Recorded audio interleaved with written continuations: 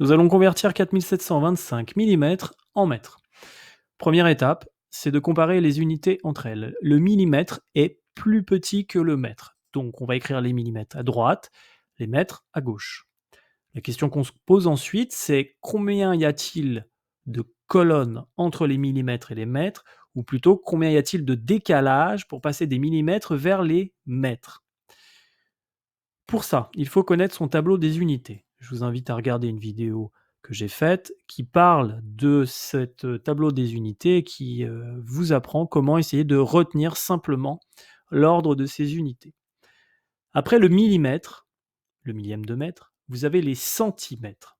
Puis vous avez ensuite les décimètres et on arrive au mètre. Entre les millimètres et les centimètres, on a un décalage, un saut de colonne. Entre les centimètres et les décimètres, on a un autre saut de colonne. Et entre les décimètres et les mètres, on a un troisième saut de colonne.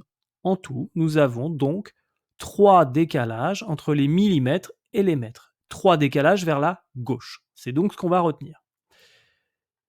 4725. Alors, il n'y a pas de virgule qui s'affiche. Si on doit afficher une virgule, elle est placée après le 5, puisqu'on pourrait écrire 4725,0. Ce serait possible. On ne le voit pas écrit parce que ça n'a aucun intérêt la plupart du temps. Donc, elle est là, cette virgule. Nous avons dit 3 décalages vers la gauche. On décale la virgule de 3 rangs vers la gauche. On arrive entre le 4 et le 7. Si bien que nous pouvons dire que 4725 mm, c'est égal à 4,725 mètres.